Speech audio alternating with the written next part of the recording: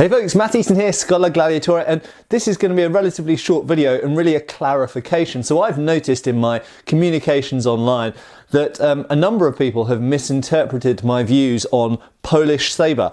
Now, first thing to say is Polish Sabre is one of the slightly more popular styles of sabre practiced in historical fencing, or HEMA.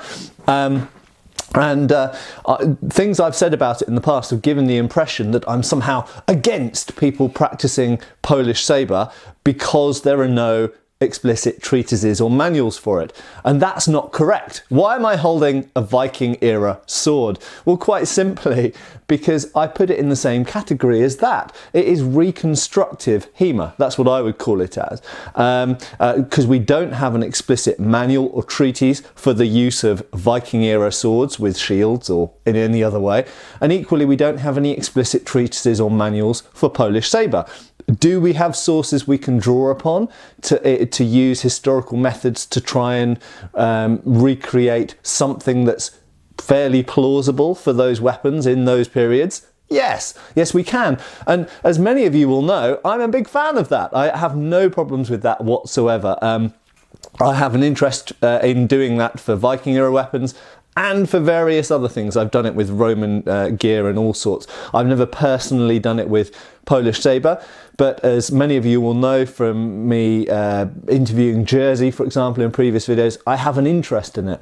And absolutely, I think that Polish Sabre has perhaps more, well, probably definitely more actually, to draw upon in terms of reconstructing it, in terms of the source material, because of course, there are other sources from the same period, from, for example, Germany, where you can kind of extrapolate things. There are descriptive accounts of the way that Polish people used their sabres, even to the degree of specific cuts. And of course, we've got relatively similar things we can draw upon, for example, Dusak and the use of the sabre in Marcelli's treatise, for example, and various other things, and later sabre treatises as well, which are different than necessarily, let's say, 17th century Polish sabre, which is kind of what most people are looking at. But you can nevertheless extrapolate some things, and that's what people like Jersey and Ethan Bateman and other people out there are doing, and of course Richard Marsden, the tyrant himself. So that's absolutely great, and I'm not against it at all. What I have said, and this is the clarification, is I think it's a shame that so many people are doing those things when so many existing treatises and manuals get ignored. For example, how many people out there are studying Thomas Page's system of broadsword, of Highland broadsword, with and without the Taj? Not many. Paul Wagner in Australia and a few other people around the world.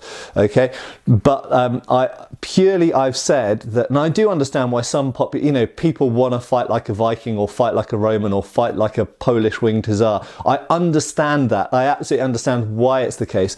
My only not criticism even, but my only kind of sadness, I suppose, is that people don't study sources that do exist. So I think there's an irony there where people are recreating systems where there are no sources, no manuals, no treatises, and then they're ignoring systems where there are manuals or treatises. That's my only point. So there we go.